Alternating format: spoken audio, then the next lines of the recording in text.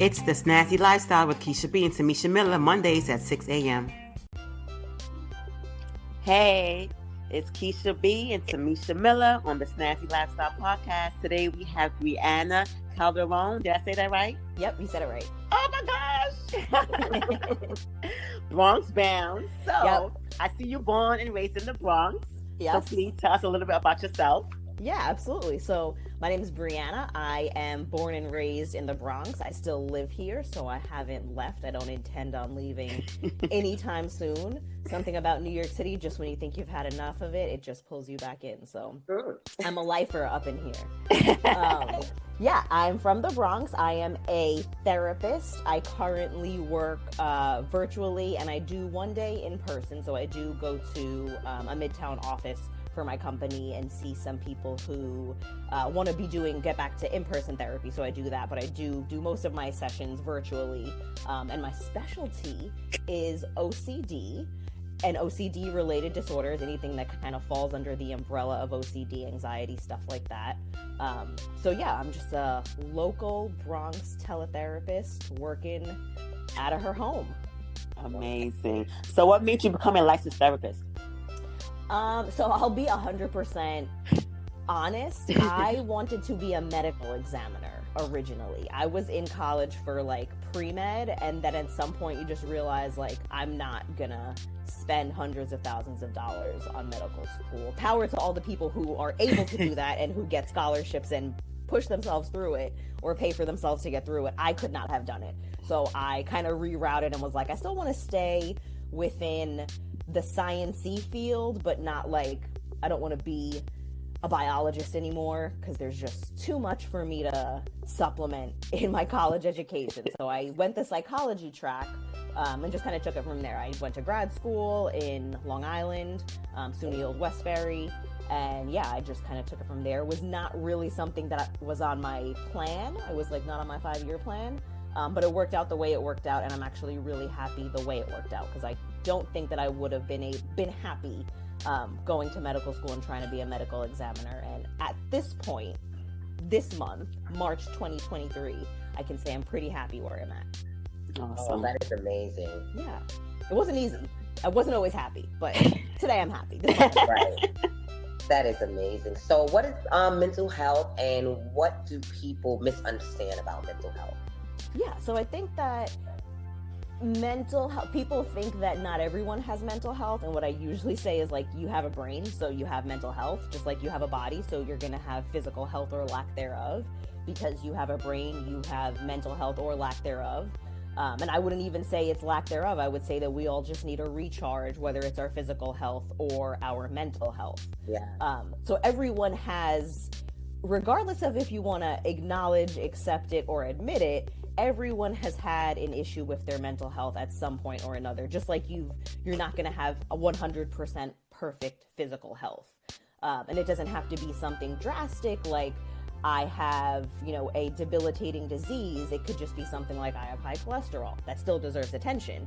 You don't have to have a debilitating mental illness just to go see a therapist. You can just want a refresher, or you could just want some guidance on how to redirect yourself or better take care of yourself. I think people really see therapy as like a last resort, and you have to be in the bottom of the bottom to want to push yourself. You don't need to. You absolutely can be, and I don't fault people for waiting until things kind of hit rock bottom to pay attention to their mental health, but it doesn't have to get to rock bottom in order for you to just say, you know what, I think I want to talk to someone and just have someone who doesn't know anything about me listen to my problems the way I see them. Right. So you know what? That leads me to the next question. So do you think it can be prevented, mental health problem? I think that how we navigate the darker times can be prevented systemically. I don't think that, given kind of the world that we live in, I think there's a lot of societal things contributing to mental health problems or people having issues with mental health. For example, the pandemic, everyone had to readjust when that happened because we were all thrown into being in our house, being in the space that we call home. Yes. with the people that we live with or by ourselves. For people who live by themselves, it was isolating. For people who live with a big family, it was probably maddening because now you have to exist in a space 24/7. For people who have kids, being a parent, working, trying to work, and then also being a part-time teacher because you have to help your kid do remote learning. We've all hit pretty hard times. I think that, Gen X, millennials, Gen Z, we're all dealing with some stuff that deserves some attention. So I think that the generations that we live in are kind of indicative of the problems that we'll deal with, and that can definitely be prevented on a systemic issue. Okay. Having feelings overall, or having feeling sad or feeling down, or having a day of depression, or having those kind of symptoms might not be preventable, in the sense that we are not going to prevent ourselves from having feelings. We're going to have feelings. Some of the issues, the way that they're handled, definitely a systemic issue, like the pandemic. Like I recently saw a post on LinkedIn about how social media, how kind of like dangerous social media is for young brains, especially certain types of social media, and the type of content that you're consuming on social media. All those things contribute to it. And I definitely do think that when it comes to self-esteem, what we call clinically body dysmorphia, all those are exacerbated by what we consume externally. I agree. Yes. Wow. So what are some of the challenges most people face if they don't seek therapy? Isolation, when you feel like, when you don't push yourself to talk to someone. Humans are really good at avoiding the stuff that doesn't feel good. So we retreat into ourselves and act like everything's okay, when under the surface we know that things are bubbling up, and once they come to the surface, it's not going to be as easy as we are kind of painting that picture of. I think that just being able to admit, even if you don't have a specific, when I meet with someone for a first session, we'll act like, what's the presenting problem?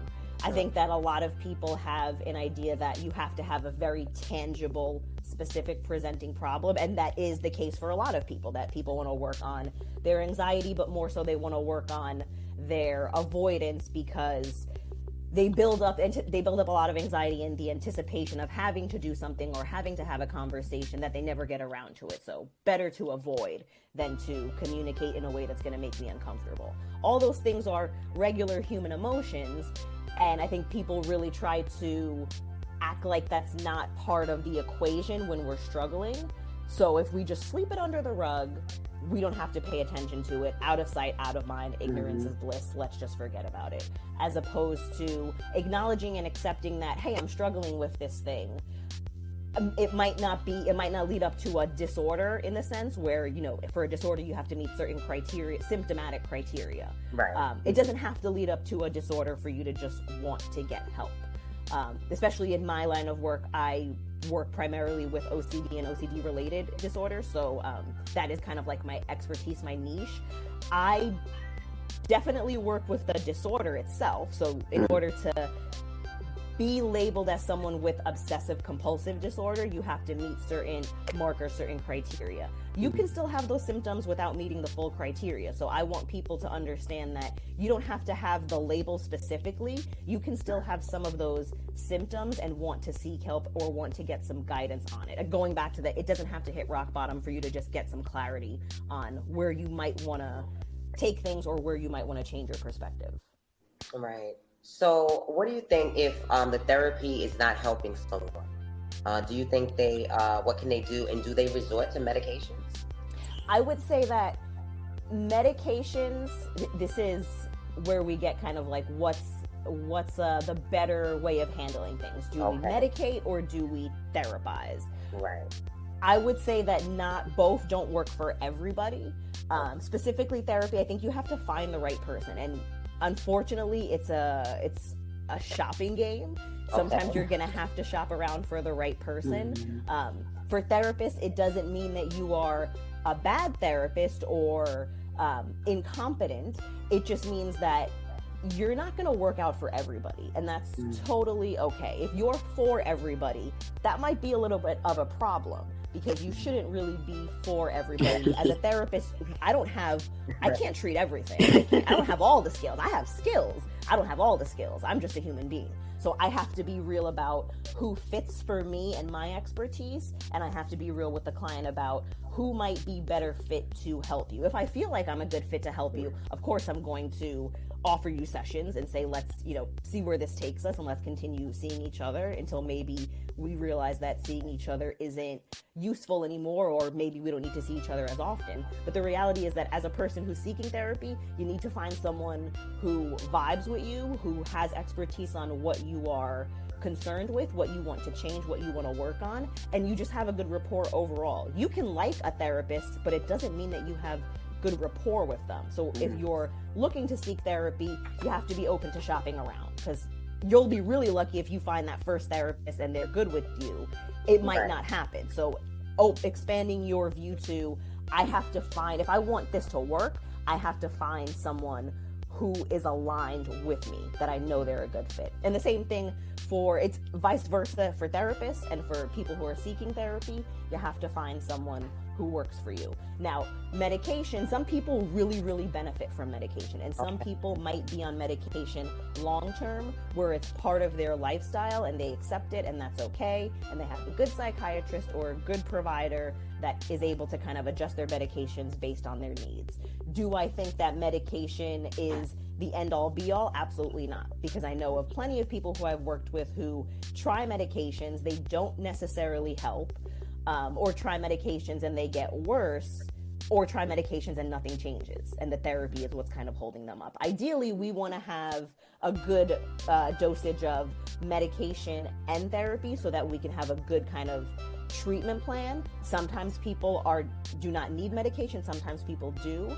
Sometimes people need a specific type of therapy. They might need more talk therapy or generalized therapy. It really depends on the specific problem. But I think that as like an industry, we really do focus on medicate, and then we realize that it doesn't work. So then we go back to the drawing board and medicate, and then all we're doing is putting a bandage on the problem rather than actually looking for something that is not just medication, but also therapeutically driven. Right. Makes sense. So describe a therapy session with you. If you're seeking therapy with me for OCD specifically, I'll go with my expertise. If you're seeking therapy with me for OCD, my first session is going to look like, I got to get to know you. I have to go through what I think are the important markers to have and the important information to have so I can build a full profile, because after that first session I want to be able to give you an answer. I want to be able to say, I think based on the symptoms that you're describing, you have this, that, or the third, OCD or anxiety, or another part of what is in the OCD family is skin picking. It's called excoriation or dermatillomania. Trichotillomania is compulsive hair pulling. Hoarding. All those things are specific diagnoses that at the end of our first session, I want to have asked you as a client a bunch of questions to get a clearer picture of what is specifically the thing that you want to improve. Sometimes we might leave that first session with needing more information, and that's absolutely fine. But in that first session, I'm going to ask you about your family. I'm going to ask you about your living situation. I'm going to ask you about who is in your support circle. If you had a problem, if it was a life or death issue right now, who are you going to help you out? All the questions that kind of make up who you are without looking so deep into the concern that you want to pay attention to. I want to look at who you are as a full person, and then kind of get into the specific questions of, okay, this is the concern you have. Tell me how you're feeling, or what you're doing, or what your thought process is based on this concern. And then we most likely will get a diagnosis at the end of that first session. We might need to meet again in our second session for a follow-up intake or follow-up initial session. And then for the consecutive sessions after that, for treating OCD, I'm leaning into psychoeducation. So I'm giving you a full breakdown of what the diagnosis is, OCD and really any other diagnoses that I'm treating, whether it's generalized anxiety disorder, depression, post-traumatic stress disorder, anything that's related to OCD. So like I was saying, the dermatillomania, trichotillomania, hoarding, stuff like that. I want to give you a full crash course into what is going on in your brain, not just what you're feeling, because I can't tell you what you're feeling. You have to tell me what you're feeling. But what is going on in your brain, what the treatment is that we're going to do, how we're going to do it, why we're going to do it, because I can't force someone to buy into a process that they have no information about. So ethically, the best thing to do as a therapist is, if you're going to administer a treatment for someone, you have to tell them why you're doing it, and you have to give them an informational, which might not seem useful to people, because a lot of people come into therapy and they just want the tips, they just want the skills, and you kind of, as a therapist, you kind of have to bring them back down to understand, I absolutely can walk you through these skills, but it would be unethical for me to walk you through these skills without building that foundation. Okay. Right. So, how would you advise someone to approach a person about going to therapy for their mental health? Yeah. I would say talk first if you are apprehensive, or if you especially come from a background or an upbringing or a culture that doesn't put a lot of stock in mental health, or a lot of us have grown up with the idea that therapy is only for people who are at their worst, hitting rock bottom, the crazy people, which is a farce. It's not true. Yeah. If you come from that type of background, you have to build a resource or a network that helps you to understand therapy is not just for people who are at their wit's end or who are at that last resort. It's for people who just need someone to listen to them and someone to help guide them in the right direction and teach them how to take better care of yourself. So if you can link up with a friend or a family member who does not have that stigma of therapy and kind of understands that this is a resource, this is a tool to have, this is not a sentence where you have to admit that you're out of your mind or you're bonkers or any buzzwords that we can come up with that stigmatizes people and the issues that they're dealing with. Find a resource or a person or someone in your support circle who allows for that destigmatization and you can really kind of find support in to say, I want to be encouraged that this is the right move to make for me. That doesn't mean that you have to tell everybody in your support circle or in your life that you're thinking about seeking therapy, because you might be apprehensive to that just because you know that the people in your support circle might be a little bit judgmental of that. If you can find someone, and we all know, like, we have people, I'm sure we all have people in our families that are like, therapy is for crazy people. Yes. And you're like, sure, if that's what you think, sure. Right. But just being able to find someone, networking or finding someone in your support circle who shares that same value as you is going to encourage you to actually take that step. Because a lot of people get stuck in that phase of taking the step to actually reach out to a therapist, which is scary in itself. The first step is scary. The next step is scary. The whole process is kind of intimidating and daunting, but it's pretty worth it. So if you can find one person who is encouraging, who gives you words of support and empowerment, that is a great resource to have. And then the next step is doing your own research or reaching out to someone who can help you do research. As much as social media is negative, there's, as with everything, a lot of stuff is negative and it comes with positive stuff. If you can just go on Instagram, if you're someone who's a social media buff and you go on Instagram, there are so many pages of therapists or counselors and resources that you can find. If you're going to scroll on anything, scroll on something that is going to actually be useful for your health, and not something that's going to further reinforce your insecurities and all the kind of like negative thoughts that are going through your head. Yes. Question, just to have a clear definition, what is OCD? Absolutely. So OCD is Obsessive Compulsive Disorder.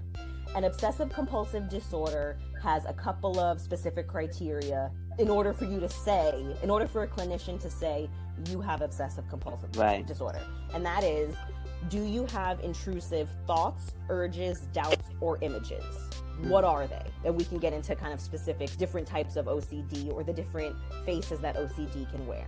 The first one is, do you have intrusive thoughts, urges, doubts, or images that you experience as intrusive, unwanted, and unpleasant? Everybody has intrusive thoughts. Our brains do anything. stuff that we don't ask it to do, stuff that we force it to do, and stuff that we don't ask it to do. So whether or not people want to acknowledge it, every single person on this planet has had an intrusive thought. We all have had a thought that we did not we did not ask it to come. It just happened, and it might have scared the shit out of us a little bit, and then we let it go. Absolutely. We all have it. You don't have to have obsessive compulsive disorder to have an intrusive thought. An intrusive thought is an intrusive thought is an intrusive thought. But in order for it to be a disorder, we say, do you have obsessions? Those intrusive thoughts, urges, doubts, images that you experience as intrusive, unwanted, and unpleasant. Do you do or think things in response to those intrusive thoughts with the intent of immediately self-soothing or bringing yourself down from a heightened state of anxiety, distress, discomfort, tension? If the answer is yes to those, has it been happening in the last 30 days? In the last 30 days, has it been happening for at least an hour per day? Does it cause you distress? And does it cause some type of functional impairment? A functional impairment being, does it inhibit your work? Does it inhibit your social life? Does it inhibit your personal, platonic, or romantic relationships? Does it inhibit your leisure time? Anything that you feel is an impact to your functioning doesn't mean that you cannot function at all. It just means that it has some type of impact on your functioning, and you recognize it and you acknowledge that it is a problem. That's the definition of obsessive compulsive disorder. Now, what the intrusive thoughts are can really range. It can be absolutely anything. Everybody that is not fully versed in OCD, we hear it branded as the contamination and arranging. So I need to be clean and I need to have everything looking just right or just perfect. Right. Absolutely parts of OCD. Not saying that it's not, but It's not limited to that. Have you ever had an intrusive thought, like if you're driving or if you take public transportation? I'll use if you're driving. If you're driving, do you ever think, damn, if I wanted to, I could cut this wheel and cause a huge accident? That's an intrusive thought. You can have it without having OCD. I've had that intrusive thought many times. Most people have had that. Most drivers have had that intrusive thought. I agree. But if your brain is fixated on it and latching onto it, and now you feel like you need to do or think something in order to make that thought go away, now we're looking at, are you engaging with this thought compulsively? Because if you are, that might be the theme that your mind is fixated on. Also applicable to, have you ever been like cutting vegetables while cooking and you're holding a knife, or if you're like cutting up chicken or beef or whatever meats and you're holding a knife and you're like, damn, what's stopping me from just taking this knife and cutting myself? I could do it. I wouldn't, but I could. It's possible. That's also an intrusive thought. Another type of what we would categorize as harm OCD, in which people are worried about the prospect of harming themselves or harming others. Not to be confused with self-harm overall, where you have the intent to harm yourself. It is the fear of harming yourself, the fear of doing something that is not your value, is not your intent. So OCD is being scared of something that is not aligned with your values, but your brain can't differentiate between it just being a thought or it being reality. Okay. Interesting. Wow. Very. Yes. It's pretty trippy because a lot of people, I see it so much on TikTok now, like there's this new craze of like my intrusive thoughts, and I'm really glad that people are. Really? Yeah, absolutely. I've seen it. If you just like go into TikTok and put intrusive thoughts, I'm sure thousands of videos will come up. But I'm glad people are talking about it because everyone does have intrusive thoughts. We've all had a thought that we're like, why did my brain do that? Like, I didn't ask for that. It just did it on its own, and I didn't really like that. Totally normal, totally human. You have a brain, your brain's doing it. But with OCD attaches much more meaning to the thing that inappropriate or intrusive or unwanted thought that we're having, and our brain now goes into fight or flight mode. So now we're trying to differentiate between, is this something that I need to protect myself from or not? And if it's OCD, your brain is always convincing you that the thought is inherently bad, or you're going to actually do the thought, so you need to protect yourself from it. So, wow. Even with the intrusive thing, you said TikTok, they have it. Yep. So what do you think our world will look like in 5 years? I don't even want to think about it. I'm worried. Honestly, I think there's a lot of value in social media, even TikTok. I know that, the younger generation and even people in our generation take it to another level. I think that there's a lot of useful information out there because it's quick and easy access to information. So the information that is valid and vetted is good information, but there's so much room for disinformation that it's really hard to weed through that to say, okay, this is good information versus this is bad information. If you have social media, as long as we have social media, we are going to have disinformation. Unfortunately, that's just the way the world works. So I really see this as social media is not going to go anywhere. It's just going to keep progressing and reinventing itself as it has when I was a kid. I grew up on like MySpace. We were coding as kids. We were copying and pasting the backgrounds and the codes. And if you had one letter off from that MySpace background, the whole code would show itself. So I remember when it was like what it was like then to now, where it's just you. Granted, I give it to content creators because content creation is not easy. Editing those videos is a hell of a job. So all the more power to you. But it's just going to change from here to where it's going to be more accessible, quicker access to it. More people will have access to it, which is great because everybody should have access to information. But we have to be careful how we're consuming information, and we have to be aware of what's good information versus what's bad information. So really the responsibility is on us as consumers to say, this is something that looks like disinformation. This is the bad news, and this looks like something more reputable. Let me check my resources, because we have all this information at our fingertips, but not all of it is good. Question. This is a sidewalk question. I know someone who actually, like before they leave their house, they have to touch the light switch like 100 times, touch the doorknob 100 times. They have to walk back and forth before they even get out of their door. Is that OCD? Absolutely could be. I would, obviously, we need more information. So kind of like, does it hit all those markers that I discussed?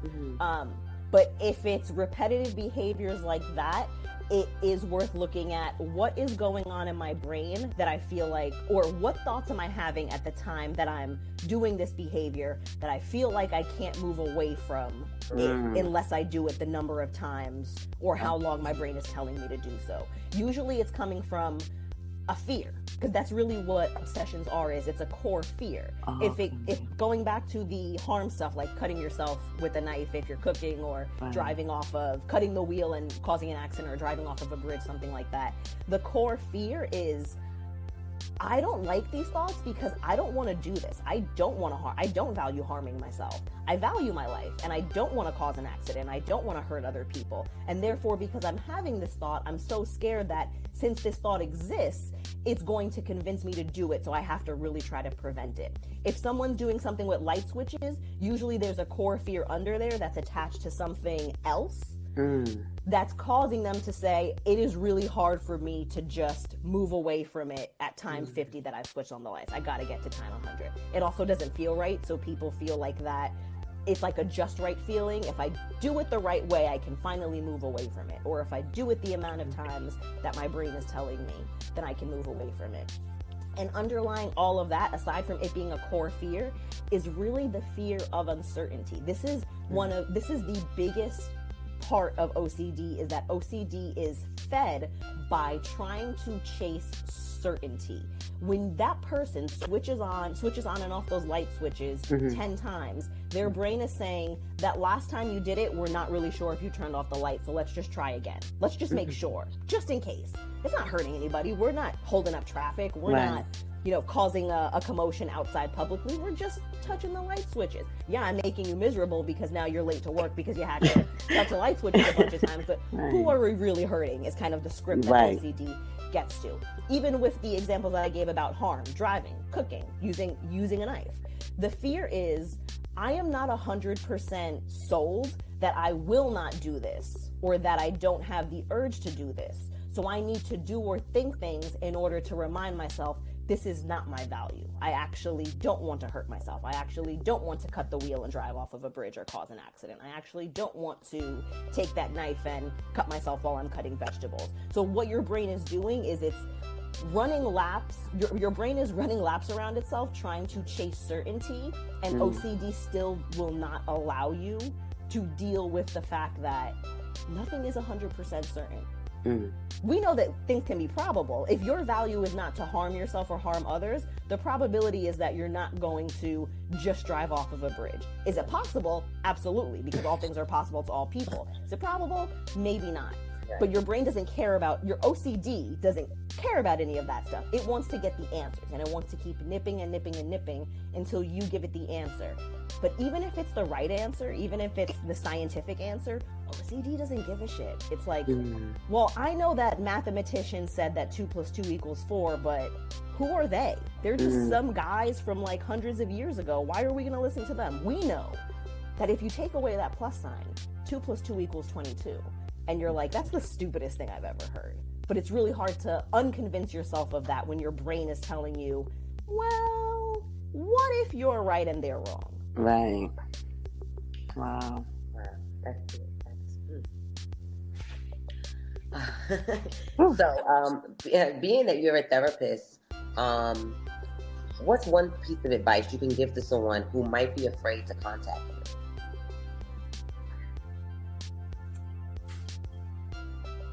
Make multiple. I would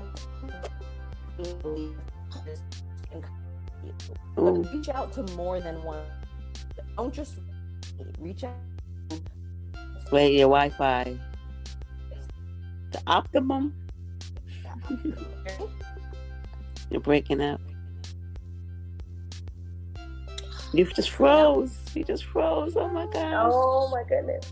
And that was an excellent question. Yes. Are we still there, Brianna? I can hear you. Can you hear me? Yeah, okay. So you have to repeat that answer again because you kind of froze. Okay. You're frozen right now. No problem. Can you hear me there? Yes. Okay. Good. Sorry, it's my option. I'm calling them to my phone. It's ridiculous. So what I was saying is, it's apprehensive to actually reaching out and contacting someone.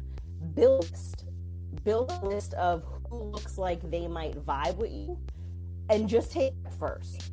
Just build a list of prospective therapists that you want to reach out to, and take that step first. Because if you put all your eggs in one basket and say, I'm going to contact this therapist, they might not have availability, they might not be the person for you, and then you're going to be disappointed that it didn't work out. So you have to really broaden your resources and give yourself the chance to reach out to multiple people. Start with just building a list of 3 to 5 therapists that look like possible good therapists, and then take it week by week. If you're in a more dire situation where you feel like you need to do it immediately, try to reach out in good time. But if reaching out to everybody is too overwhelming to you, build a list first and then contact one therapist a week until you can actually get in and get an appointment. That's excellent. Excellent. Yeah. So what are the 3 books that you recommend to our audience? The 3 books. Can I be totally honest? I am not a reader of self-help stuff or in my industry stuff. Not because it's not great. There are so many good books out there, especially for OCD, a lot of like workbooks that help you kind of transition into therapy, especially if you're not, that's another good thing to do is if you're not ready to see a therapist just yet, get some of those self-help workbooks so that you can see what is the work, am I willing to do the work that this requires? Right. That's another good kind of like transition into possibly going into therapy. I don't read self-help books. I'm a thriller, horror, mystery person when I read. So unfortunately, I came to this podcast with no recommendations off the top of my head. I can tell you what I'm reading right now, but I am like, that is one thing where I'm like really good at separating work and work-life balance is the books that I read are purely fiction because I like I'm a mystery person. I'm like the true crime, as most millennial women probably are. I'm a true crime buff. I'm watching all the murder shows. All of them are centered around women. So it's like a catch-22 because we're consuming all this like violence against women, but it's still so addicting. So I can give you a list of the mystery books I've read since the beginning of this year. But if you are looking for self-help books, I would say, honestly, just going to any bookstore, going to the psychology section and looking for your specific books. I actually did pick up 2 workbooks at Barnes & Noble's last week around a type of therapy called DBT, dialectical behavior therapy, which is really good for people with borderline personality disorder and depression. It's really good for emotional regulation. I bought that for myself because it has a lot of good worksheets and I want to use them in session. So that's me introducing myself to more self-help stuff. Right. But I am a full mystery buff. So right now I'm reading something called The Paris Apartment, if anyone out there is interested. Okay. Where can our listeners actually find you online to contact you to actually get help from you? Absolutely. So I have a counseling page. It is called 718, literally the numbers, 718 Yes. Bronx. It's the area codes for everything except Manhattan. No hate to Manhattan, but 718 is the better area code. So 718 Counseling is my Instagram handle, and that is my counseling Instagram that you can reach out to me for. Just follow the content that I post. A lot of it is OCD and related anxiety disorders. And you can reach out to me if you're looking for resources or referrals, or just looking to get some encouragement getting into therapy. That's where you can find me on social media. Wow. That you are amazing, Brianna. Thank you. You guys are amazing. I'm so glad I came here. Oh, thank you. Let me see. Did we miss any questions with you? I don't think so. I think that pretty much sums it up. OCD, anxiety, mental health, therapy. Yeah. Okay. So what are your final thoughts before we wrap it up? Yeah. Like I said, vet your sources, especially on social media, especially if it comes to stuff pertaining to your health, not just mental health, but also physical health. Vet your resources, look for pages that are reputable. Through even my Instagram page, my Instagram counseling page, you can find all the people that I've worked with at my previous employer, my current employer, that are absolutely fantastic therapists that have fantastic content that can give you good resources. Vet the pages you go to first. Information is the best weapon to have. So if you're going to consume information, make sure that you are actually doing your research, that it's good information and not just some person who read the word OCD and decided to make a whole personality around it. That is great advice. Great advice. And I just want to thank you for being part of our platform and enlightening our listeners on mental health. And we really appreciate you. Thank you so much. I appreciate you guys, and thank you for inviting me. Thank you. And don't be a stranger, okay? Absolutely. Good luck, guys. Thanks for everything. Thank you. Bye. Novei Essentials wants to make your bath time a relaxing and rejuvenating routine with their handmade organic vegan essentials. Novei Essentials offers premium quality bar soaps and personal care products for daily use, as well as those mini staycations and home spa experiences. Finally, a product that is affordable and all natural. Start your experience today at NoveiEssentials.com. That's NoveiEssentials.com to learn more about their products and also sign up for their subscription service. Novei Essentials, creating your spa experience at home. Thank you for listening to The Snazzy Lifestyle with Keisha B and Tamesha Miller. Follow us at The Snazzy Lifestyle Podcast on your favorite podcast platform.